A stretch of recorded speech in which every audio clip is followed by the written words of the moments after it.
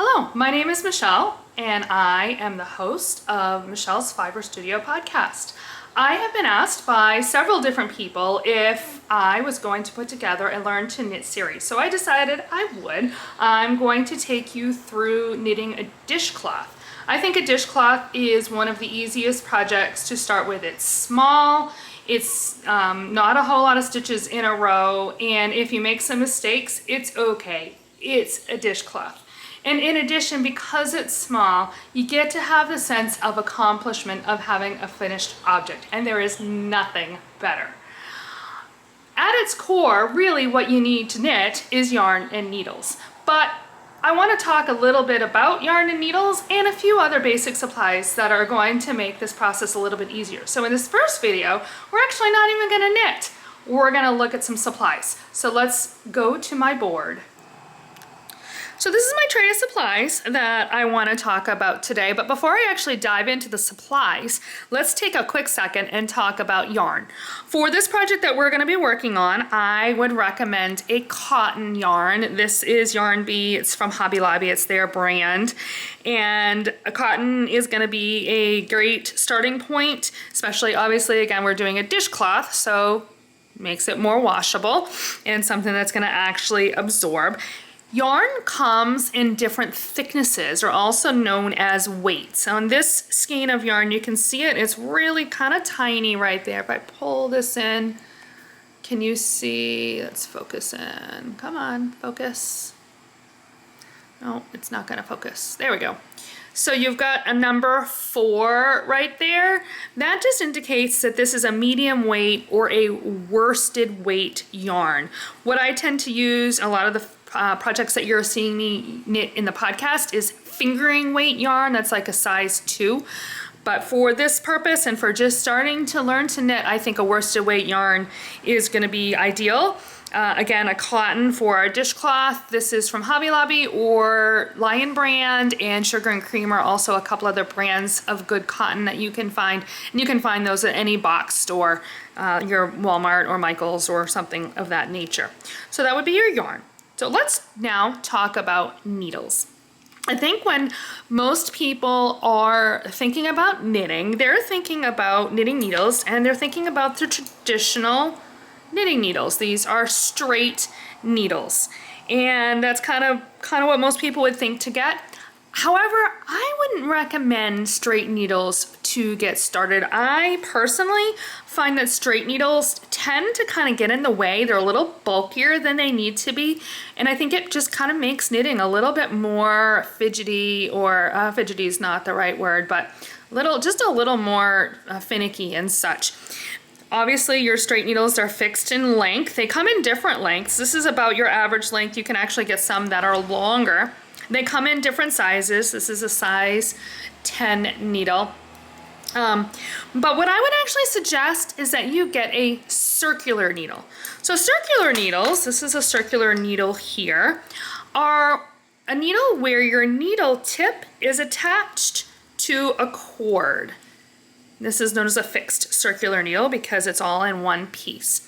Circular needles are actually designed for knitting things in the round or in a circle. So for instance, if you're knitting a hat and you're going to knit around and around, or you're making a pullover sweater and you're starting at the bottom and you're working up, or you're starting at the top and you're working down, and you don't want to do it in different pieces that you then have to sew together, you can use a circular needle for that. The nice thing about a circular needle is you can absolutely work back and forth. So you would work across from one tip to the other tip, and then you would just turn it and you would work back across the other direction. But what's nice is that the tip itself is a little bit smaller, so it's a little bit less to manage. And the bulk of your knitting actually is contained on the cord itself. The other nice thing with circular needles is it makes it a little bit harder to lose your stitches. So for instance, if I bring in my project that I'm working on here, this is my Islands in the Stream.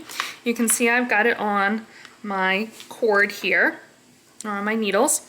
And when I'm done knitting, I can actually just pull my needles out and away, and the rest of the knitting just stays right here in the cord, and it's not as likely to fall off of the needles. You can get stitch protectors. That's what these are here.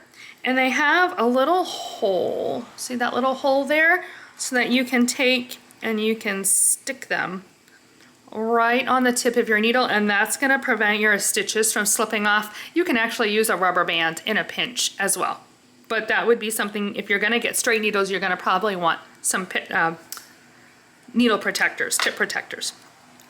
The other type of circular needle that you can get is known as an interchangeable needle set. And this is where your needle actually screws into the cord in its two separate pieces. And so I've got my cord, you can see the cord here, it ends right there, and then here's my other needle tip. And this allows you to have just a few cords with lots of different needle tips, and you can just switch them out depending on the project that you're doing and the size yarn that you're working with and the size that you need. The other nice thing about interchangeable needles is the cord tends to be a little bit more flexible. It does depend on the brand you get. There are lots and lots of brands out there, but they do tend to have a little bit more flexibility, whereas this fixed cord is a little bit stiffer, and see how it wants to just coil up all the time, whereas this one kind of sits in just an open loop. The downside of interchangeable needles is that they are a little pricier. Kits can run anywhere from $85, $90 upwards to well over $200, depending on the needles, the tip, the maker, etc. I would recommend for starting out that you get a fixed needle. You can go to your local box store and just get a fixed needle in whatever size it is that you are working with. You can get maybe a 6 or a 7, maybe even an 8.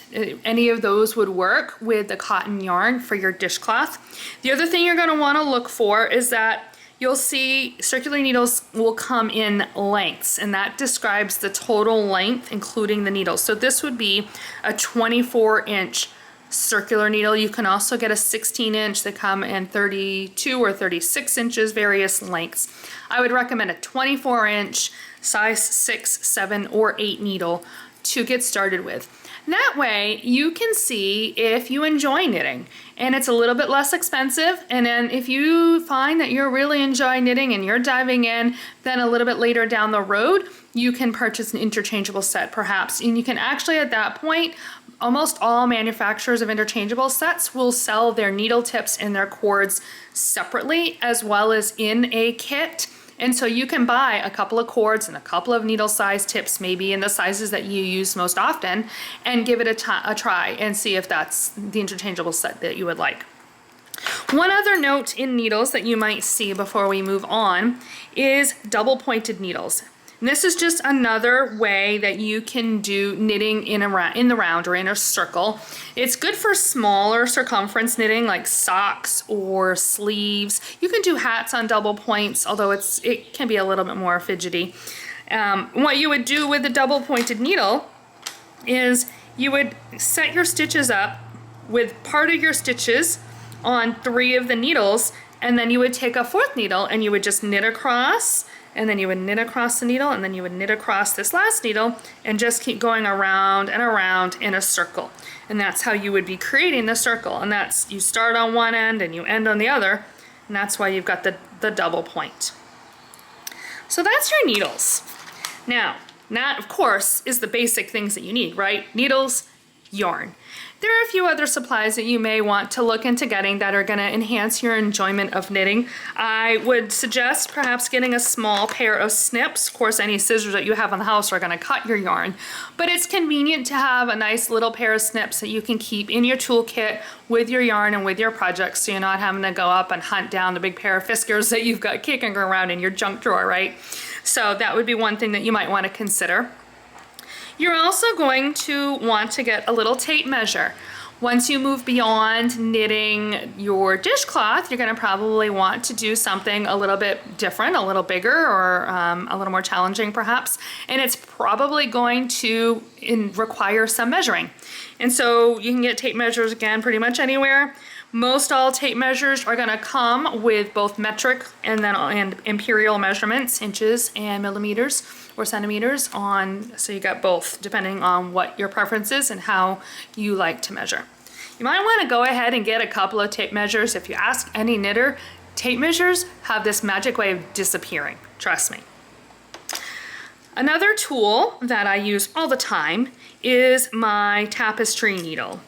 This tapestry needle, you can get them singly, but I like this particular set. This is made by Clover, and it is a set of 3 needles, and you can see that they have 3 different size holes. The eyes are different sizes, and that is just so that you can use the needle that best handles the weight of yarn, the thickness of yarn that you are sewing. And you're going to use a tapestry needle to weave in your ends at the beginning and end of your project.